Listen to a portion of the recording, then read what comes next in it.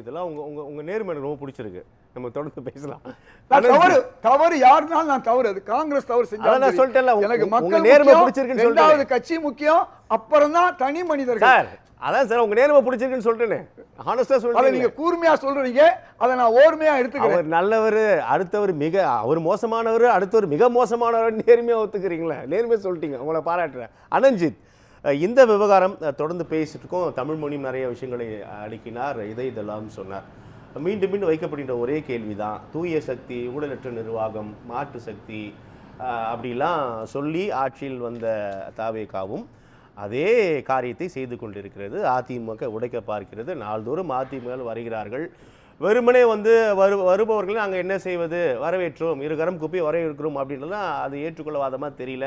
இதற்கு முன்னால் நிறைய பேச்சுக்கள் போயிருக்கும், ஒரு பெரிய லாபி கிரியேட்டாக இருக்குன்றலாம் சாமானியர் கூட அறிந்தது தான். அந்த இடத்துல தான் இந்த கேள்வி உருவாகிறது. அப்போது இது 2 விஜயபாஸ்கர்களாக இருக்கட்டும், இன்னும் வரப்போகும் யாரெல்லாம் இருக்கட்டும், இது ஒரு பெரிய அரசியல் கணக்காக தானே போயிட்டுருக்கு. இது சரியா அப்படின்னு நிறையா இருவேறு கருத்துக்கள், அஃப்கோர்ஸ் ஆதரவு எதிர்ப்பு கருத்துக்கள் தொடர்கின்றன. எப்படி பார்க்குறீங்க அனஞ்சித்? இல்லை, நான் இதை கொஞ்சம் மைக்ரோ இஷ்யூவாக பார்த்துட்டு தான் இப்படி ஒரு அதீதமான சத்தம் கேட்டுக்கிட்டு இருக்கு, கதறல் சத்தம். இது எப்படி இருக்குன்னா, ஆடு நினைதேன்னு ஓனம் அழுத கணக்காக இருக்கிற மாதிரி இருக்குது. திமுக அதிமுக எம்எல்ஏக்களுக்கு கதறதை பார்க்கும்போது எனக்கு அப்படி தான் தோணுது. இது ஒன்றும் ரொம்பலாம் இல்லை, கற்காலத்துக்குலாம் ஒன்றும் போக வேணாம். ஒரு 6 வருஷத்துக்கு முன்னாடி பார்த்தீங்கன்னா இதே மாதிரி ஒரு சிச்சுவேஷன் 2019 வருது. அதிமுக எலெக்ட் ஆன எம்எல்ஏஸ்க்கு சின்ன திருத்தானந்த சின்ன குறுக்கீடு. நீங்கள் திமுக ஆடு நினைக்கிறது என்று ஓனாய் கவலைப்படுகிறது அப்படின்னு நீங்கள் திமுக வருத்தப்படுத்துன்னு விட்டுருங்க. அந்த குறிப்பிட்ட தொகுதி 6 தொகுதி மக்கள் அந்த கட்சிக்கும் அந்த வேட்பாளருக்கும் வாக்களித்திருக்கார்கள். இவங்க ஜஸ்ட் இதை ராஜாமசிட்டு போறாங்க இல்லையா? நம்ம ஒரு குறைந்தபட்சமா மக்களோட பார்வை, ஒரு குரோனாலஜிக்கலா மக்கள் என்ன நினைப்பாங்கன்னு நீங்க பதில் சொல்லுங்க. ஒரு குரோனாலஜிக்கலாவே வருவோம். நான் எந்த இடத்தையும் வழுவி போக மாட்டேன். ஆனா இது எந்த இடத்துல இருந்து அட்லீஸ்ட் ஒரு ரெஃபரன்ஸ் எடுத்துட்டு வரலாம் அப்படின்னு யோசிக்கிறேன். இப்போ 2019 இதே மாதிரி ஒரு 22 எம்எல்ஏ டிஃபெக்ஷன்ல மாட்டுறாங்க, ஆன்டி டிஃபெக்ஷன்ல பதவி இருக்கிறாங்க. திரும்ப தேர்தல் நடக்குது, அதில் 13-9 பிரிஞ்சு ஓட்டுக்கு வருது. அப்பயும் திமுகவால் அறுதி பெரும்பான்மை வர முடியல. அன்னைக்கு என்ன பிரச்சனைனா, அஇஅதிமுகவில் இருந்து தான் இந்த 22 பேர் டிஃபெக்ஷன்ல வெளில போறாங்க. அன்னைக்கு இதே திமுக எதுக்கு ஒண்ணுமே சொல்லலை. குறைஞ்சபட்சம் இவங்களுக்கு இவ்வளோ வருத்தமா இருக்கும், அவங்க அதிமுகல இருந்து விலகி அப்படிக்கா போய் திரு டிடிவி கூட சேர்றது வலிக்கும் அப்படின்னா என்ன பண்ணியிருக்கணும்? இது தப்புங்க. இன்னைக்கு அதுதானே சிச்சுவேஷன். அதிமுகலேருந்து விலகி ஒருத்தர் தாவேக்கா போகிறதுக்கு திமுக இவ்வளோ கொந்தளிக்குது. இந்த திமுக 2019 சத்தமில்லாமல் போய் 13 எம்எல்ஏ வாங்கி எப்படியாவது ஆட்சியை பிடிச்ச முடியுமான்னு ட்ரை பண்ணி அதுலேயும் தோத்த ஒரு வரலாறு, ரொம்ப பெரிய வரலாறு இல்லை, ரொம்ப ஒரு 6-7 வருஷத்துக்கு முன்னாடி ஒரு கதை இருக்குன்னு போது தாவேக்காவுக்கு அந்த கிரைசிஸ் இருக்கா? இல்லை, அந்த நிலை இருக்கா? 19 ஆட்சி தக்க வேண்டிய நிலை இருக்கா? அப்போ கூட்டணி கட்சிகள் மேலே நம்பிக்கையின்மை, உதயநிதியோட ஸ்டேட்மெண்ட் அப்போ அப்படி புரிஞ்சுக்கலாமா? இல்லை, நான் தான் சொல்றேன், அப்படி ஒன்று இல்லை. திமுக அப்படி டெஸ்பரேட்டா இருந்தாங்க. நான் என்ன சொல்றேன், இப்ப அந்த நிலைமையில இருந்தபோது அப்படி ஒரு டிசிஷன் எடுத்த திமுகவால இன்னைக்கு எங்க நிக்குது திமுகன்னு பாத்தீங்கன்னா, தாவேக்கான்ற ஒரு மைட்டி பவர். இதுக்கப்புறம் இவங்க தான் பவர்னு அவங்க புரிஞ்சுக்க ஆரம்பிக்கிறாங்க. நம்ம இவங்க அண்டர் எஸ்டிமேட் பண்ணிட்டோம்னு வருத்தப்படுறாங்க. இன்னைக்கு தாவேக்காவுக்கு எதிராக என்னென்ன முடியுமோ, என்னென்ன ஆயுதங்கள் முடியுமோ பிலோ த பெல்ட் இறங்கி வேலை செய்வோம் ட்ரை பண்ணிட்டு இருக்காங்க. நான் என்ன சொல்றேன், நீங்க எலெக்ஷன் முன்னாடி தாவேக்கு அண்டர் எஸ்டிமேட் பண்ணீங்க, இன்னைக்கும் தாவேக்கு அண்டர் எஸ்டிமேட் பண்ணிட்டு இருக்கீங்க. சோ இப்போ என் கேள்வி என்னன்னா, ஆயுதம் என்ன ஆயுதம் வர இன்னைக்கு ஒண்ணு இல்லங்க, அவங்க வருகிறார்கள், விமர்சனம் பேச மாட்டாங்க தானே, பரப்புற அவதூறே அந்த ஆயுதம் தான். என்ன அவதூறு? என்னென்ன அவதூறு நீங்க பாருங்க. நியூஸ் செலவு பண்ண ஒரு சேனல் உங்களுக்கு போகும்போது சொல்லிட்டு போறேன். இப்போ இந்த சேனல்ல அந்த பேரை சொல்லி உங்களை நான் மரியாதை குறைச்சு செய்தி சொல்லுங்க. அந்த செய்திகளை பாருங்க, எந்த செய்தி நீங்க எடுத்துக்கங்களேன். நான் சேனல் சொல்றேன், சேனல் நீங்க எப்ப வச்சாலும் அவங்க ஒரு பொய் பரப்புரையை கலப்புவாங்க. இது தாவேக்கா தேர்தலுக்கு முன்னாடிக்கும் பரப்பிட்டு இருந்தாங்க, இன்னைக்கும் பரப்புறாங்க, என்னைக்கும் பரப்புவாங்க. ஏன்னா வீக்கா இருக்கவங்களுடைய கடைசி ஆயுதம் அவதூறு. இந்த விவகாரத்துல என்ன, இப்ப இந்த விவகாரத்துல என்ன போய் பரப்புரை? இந்த இடத்துல தாவேக்காவை நான் ரெண்டு விஜயபாஸ்கர் நான் ரெண்டு பேலன்ஸ் பண்ணிட்டாரா? ரிசைன் பண்ணிட்டாரு தானே? இல்ல, அது நீங்க அவங்க அதிமுக காரங்களை கேட்கணும். இல்ல, ரிசைன் பண்ணிட்டாரு. ஆமா, பண்ணிட்டாரு, ஆபியஸா பண்ணிட்டாரு. அதனால அவர் இங்க நாங்க சொல்லி பண்ணும்போது எங்களை கேட்காதீங்க நான் சொல்றேன். இல்ல, அதுக்கு ஒரு ப்ரூஃபோட வந்திருக்கு. பண்ணிட்டாரு. அப்போ அடுத்த நகர்வு என்ன? அது அவர் கேட்கணும். இன்னொரு விஜயபாஸ்கர், நான் எப்ப இன்னொரு விஜயபாஸ்கர் பண்ணிட்டாரு. நான் விஜயபாஸ்கர் இணை விஜயபாஸ்கர் அண்ணனுக்கு எப்ப பேசுவேன்னா, அவங்க அபிஷியலா தாவேக்களை சேர்றாங்க அன்னைக்கு நான் பதில் சொல்றேன். ஆனா இன்னைக்கு அவங்க எடுத்திருக்க ஸ்டாண்டுக்கு என்னால ஒரு நடுநிலையா ஒரு பார்வையை பார்க்க முடியும். என்னால அதுதான் பண்ணணும், அதுதான் நான் கரெக்டா நினைக்கிறேன். இப்போ என் கேள்வி ரொம்ப சிம்பிள். இன்னைக்கு தாவேக்காவை பார்த்து இவ்வளவு கதறீங்கல்ல, இன்னைக்கு நீங்க என்ன பண்ணிருக்கீங்கன்னா, உங்க கூட்டணியில இருந்தவங்களை எலெக்ஷனுக்கு முன்னாடி எலெக்ஷனுக்கு அப்புறமா மதிமுகன்ற ஒரு கட்சி, ஒரு சிறந்த தலைவர் வைகோ அவர்கள், அவரை நீங்க என்ன பண்ணிருக்கீங்க? எலெக்ஷனுக்கு முன்னாடி மதிமுக இருந்து எவ்வளவு பேர் உள்ள தூக்கி போட்டு திமுக மதிமுக இருந்து வெளியில இருந்த மல்லை சத்யா அண்ணனை எதுக்கு ஒரு கட்சி, அதுவும் கட்சி பேருனால யோசிச்சு பாருங்க, திராவிட வெற்றி கழகம், தமிழக வெற்றி கழகத்தையும் திராவிட முன்னேற்ற கழகத்தையும் ஒரு ஹைபிரிட் பண்ணி திராவிட வெற்றி கழகம் ஒன்று ஆரம்பிச்சு எலெக்ஷனுக்காக ஏதோ பண்ண ட்ரை பண்ணீங்க, வேலை ஆகல, அவரும் தள்ளி விட்டீங்க. இன்னைக்கு மதிமுகவுக்கு நீங்க கொடுத்த சீட்ல உதயசூரியன் சின்னத்தில் தான் நிக்கணும்னு சொன்னதே முதல்ல எவ்வளவு பெரிய நியாயம். அந்த அவங்களை திட்டல, அதனால தான் அது எவ்வளவு பெரிய நியாயம்னு கேட்கிறேன். அதுல இன்னைக்கு அவங்களுக்கு எந்த விதமான ரோலும் கிடையாது. அங்கிருந்து ஒரு எம்எல்ஏ எடுக்கிறது, இது பேர் போச்சிங்க, இது பேர் கிராஸ் பார்டரிங்க. இல்லைன்னா நீங்க வந்து இதெல்லாம் வர வேணாங்க, நீங்க உங்க வேலையை செய்யுங்கன்னு சொல்லும் போது இல்ல எங்களுக்கு அந்த தலைமை அந்த கட்சியில் அந்த சின்னத்துல நின்னதையே நான் வெறுக்கிறேன், அதனால நான் ரிசைன் பண்ணுவேன், நானே தான் சுய சிந்தனையோட ரிசைன் பண்றேன்னா வைகோ இப்ப ஸ்டேட்மெண்ட் கொடுத்துருக்காரு. நான் கரண்ட்ல பேசிட்டு இருக்கேன், நானே தான் ரிசைன் பண்ணுவேன்னு சொன்னேன். சரி, அப்படிதான் நீங்க ஒரு டிசிஷன் எடுத்தா ஒரு தம்பியா நான் பிரச்சாரத்துக்கு வருவேன்னு சொல்ற தாவேக்காங்க எனக்கு புரியவே இல்லை. இங்க இருந்து ஒரு எம்எல்ஏ தூக்கிட்டு போற திமுக நல்லவங்க இல்லங்க, நீங்க அப்படிலாம் பண்ண வேணாங்க, ரிசைன் பண்ண வேணாம்னு சொல்ற தாவேக்கா கெட்டவங்க. மீறி நீங்க ரிசைன் பண்ணீங்கன்னா அந்த சீட்டை உங்களுக்கே கொடுப்போம், நீங்க எங்க பக்கம் வரும் பட்சத்தில் நாங்க உங்களுக்காக பிரச்சாரம் பண்ணுவோம்னு சொல்ற நாங்க கெட்டவங்க. இப்ப கேள்வி என்னன்னா, மக்கள்ல ஒரு திமுக ஒரு பெரிய நரேஷன் கேம் பண்றாங்க. இன்னைக்கும் சரி, அன்னைக்கும் சரி, என்னைக்கும் சரி. 1984 ஐயா எம்ஜிஆர் தேர்தல் நிற்கும் போது அவர் ஹாஸ்பிட்டல் இருந்தார் அமெரிக்கால. அன்னைக்கு என்ன சொன்னாரு நான் சொல்லணுமா, அநாகரிகமா பேசணுமா நான், ஏன்னா அப்படிதான் பேசியிருந்தாங்க. அந்த மாதிரி பொய் பரப்புரைகளை கட்டமைச்சே வந்து ஒரு தேர்தலை ஜின்னு அப்பயும் தோத்து போறது. இந்த ஒரு காமெடியில் வரும் பாருங்க, இவன் 10வது காப்பி அடிச்சு பிட் அடிச்சு பேப்பர்லாம் சேஸ் பண்ணி ஃபெயில் ஆனான்றது, அந்த மாதிரி ஒரு வரலாறு இவங்களுக்கு தான் பொருந்தும். இன்னைக்கு அதே மாதிரி மதிமுக இன்னைக்கு 2 எம்எல்ஏல ஒரு எம்எல்ஏ எடுத்துட்டீங்க, நீங்க அவங்க உதயசூரியன் சின்னத்தில் நிக்க வைக்க போக தானே அந்த ஒரு அதுல அந்த மாதிரி மரியாதை குறைச்சல் நடத்த போய் தானே இன்னைக்கு அவங்க உள்ள வராங்க. நாங்க அப்படி பண்ணல, இதெல்லாம் நாங்க என்ன சொல்றோம், உண்மையிலே நீங்க நல்லவரா கெட்டவரா? தாவேக்கா ஒரு தாவேக்காவோட அரசியல் கணக்கு தான் என்ன, எந்த தாவேக்காவோட அரசியல் கணக்கு தான் என்ன? தாவேக்கா மக்களுக்கான ஒரு மாற்றம். நாங்கெல்லாம் கூப்பிடல, நாங்கெல்லாம் பேசல, வருபவர்களை இருகரம் கூப்பி வரவேற்கிறோம், அது எங்க தவறல்ல, அவர்களிடம் கேட்டுக்கொள்ளுங்கள் அப்படின்னு ஒரு ஸ்டேட்மெண்ட் விட்டீங்கன்னா உங்க தலைவர் அப்படியே சொல்லிட்டா கூட வாதமே இருக்கு, வாத பிரதிவாதமே இருக்காது. அப்பயும் இருக்குங்க, அப்பயும் ஒன்று திருச்சி அதையும் ஒரு ட்விட் போட்டு ஒரு அரசியல் பண்ணிட்டு ஒரு சேனல் பண்ணிட்டு இருக்கோம். என் கேள்வி ரொம்ப சிம்பிள். ஒரு அரசியல் கட்சியை நான் எப்படி புரிஞ்சுக்கிறேன்னா, 2 விதமான அரசியல் கட்சிங்க சார்.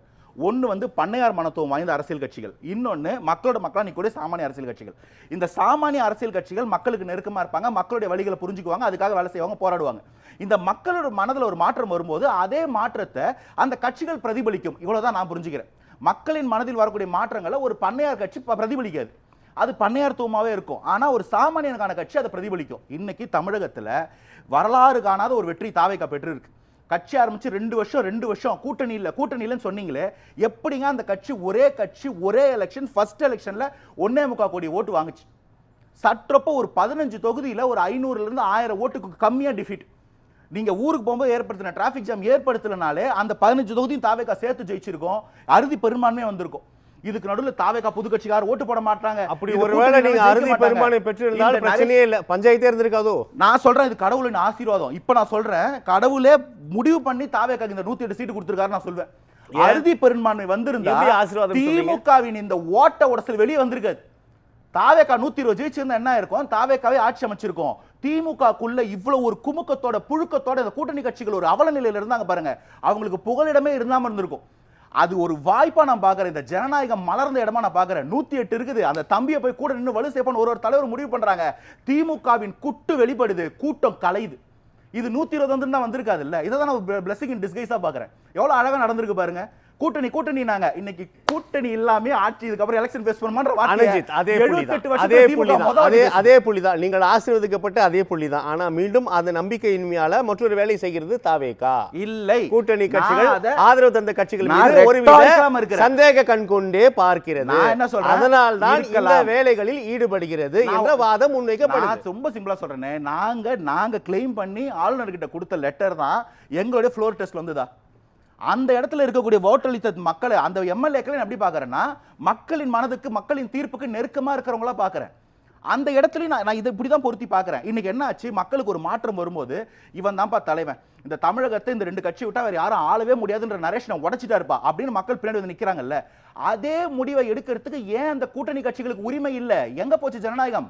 அவங்களுக்கு அந்த உரிமை இருக்கு. அப்ப இந்த இடத்துல நமக்கு வரக்கூடியது ஒரே ஒரு கான்ஃபிளிக்ட் ஆஃப் இன்ட்ரெஸ்ட். அங்க நின்று ஓட்டு வாங்கணும். இப்ப இங்க வந்தோம்னா அது கான்ஃபிளிக்ட். அப்ப நம்ம ரொம்ப சிம்பிளா ஒன்று செய்யறோம், தாவேக்கா யாரா ஒருத்தர் கட்சிக்குள்ள சேர்த்து ஒரு பதவி கொடுத்துட்டு ரிசைன் பண்ண சொல்லிச்சா, ரிசைன் பண்ணிட்டு வந்தவங்களுக்கு தாவேக்கால இடம் மட்டும் கொடுத்துருக்கோமா, பதவி கொடுத்தோமா? ரெண்டும் ஒன்று தான் இல்லையே, கிடையாது. நீங்க ஒரு இதுக்கு எக்ஸாம்பிள் சொல்லலாம், நான் சின்ன பையன் நீங்க எல்லாம் பெரியவங்க அப்படி சொல்லக்கூடாது. ஒரு டிவோர்ஸுக்கு அப்புறம் வேற ஒரு கல்யாணம் பண்றதும், வேற ஒரு மேரேஜ்ல இருக்கும்போது ஒரு கல்யாணம் பண்றதும் வேறங்க.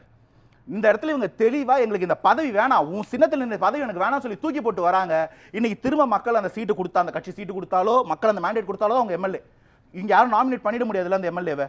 அப்ப அந்த மாதிரி ஒரு மக்களை நம்பி திரும்ப வந்து நிக்கிறாங்க, மக்கள் தீர்ப்புக்காக ஒர்க் பண்ண போறாங்க. இதை புரிஞ்சிக்காம கட்சியில இருந்து போச் பண்ணி, இப்ப நான் கேட்கிறேன், நீங்க திமுக மதிமுக வந்து எம்எல்ஏ டைரக்டா தூக்கி இருக்கீங்க, அது நியாயமா? அதை ஈக்குவேட் பண்ணுங்க. நான் சொல்றேன், இங்க 50 எம்எல்ஏ உறுப்பினர்கள் திமுக உறுப்பினர்கள் கிடையாது, அவங்க மதிமுக உறுப்பினர்கள், திமுகவின் கட்டாயத்தில் உதயசூரியன் சின்னத்தில் நிறுத்தப்பட்டவர்கள்.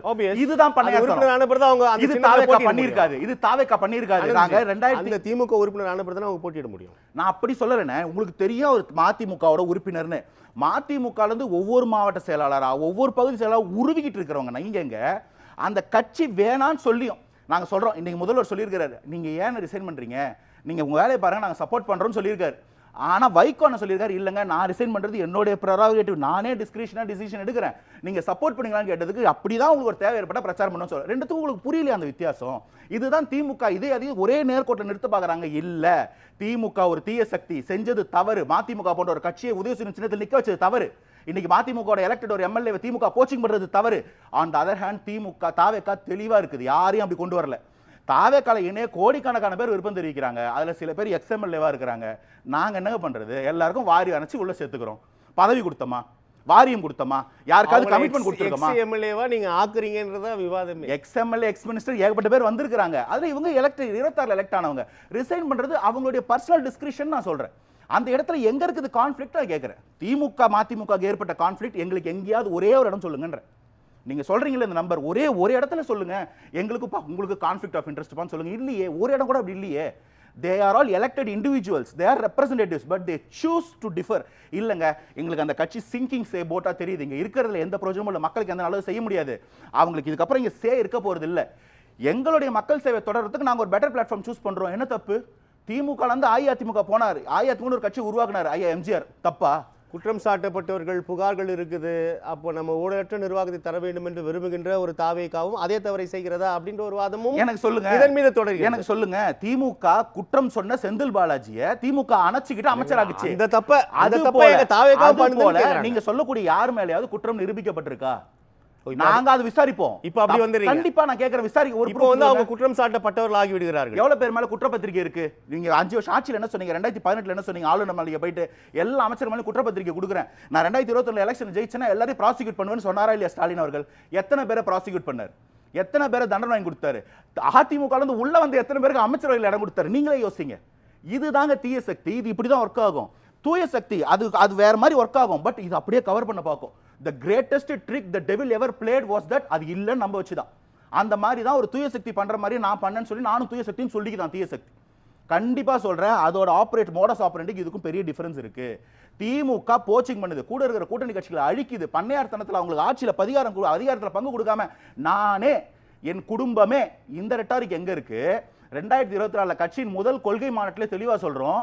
அப்படிதான் நாங்க அறுதி பெரும்பான்மை வாங்கினாலும் கூட வந்தவங்களை அணைப்போம் இல்லையா, ஆட்சியில் பங்கு கொடுப்போம் இல்லையா, அந்த இடத்துக்கு வந்து நிக்கிறோம், அதை செய்யறோம். உங்களுக்கு அந்த டிஃபரன்ஸ் புரியுதா இல்லையா? அப்போ ஒரு தலைவன், மக்கள் தலைவன், மக்களால் கொண்டாடப்படுகிறான், அவன் வந்து நிக்கிறான், மக்கள் ஏத்துக்கிறாங்க. இனி இவன் தான் தமிழகத்தின் எதிர்காலம் போது அந்த தலைவனின் கரங்களை தலைவர்கள் வலுப்படுத்துதல் என்ன தவறுன்னு நான் கேட்கிறேன். நல்ல பஞ்சு தான். இது யோசிச்சு பாருங்க. இது நடக்கும்போது தமிழக மக்கள் ஏன் மாறக்கூடாது? ஏன் உங்களுக்கு அந்த மாற்றத்துக்கான ஸ்கோப் இருக்கக்கூடாது? நான் கேட்கிறேன். நல்லது, நம்ம தொடர்ந்து பேசலாம். கூட்டணி கட்சி நிகழ்ச்சி முடிஞ்சதுக்கு அப்புறம் கூட நீங்க பேசலாம். திரு பாண்டியன், மக்கள் தீர்ப்பு திரும்ப மக்கள் தான் இப்படி சொல்றாங்க, ஆனால் அதே இடத்துல திருப்பி ஜெயிக்க வைக்கிறது மக்கள் தான். அப்போ அந்த இடத்துல மக்கள்கிட்ட அறம் இல்லை அப்படிங்கிறத நான் எடுத்துக்கிறேன். அவ்வளோதான் செய்தி. நன்றி திரு.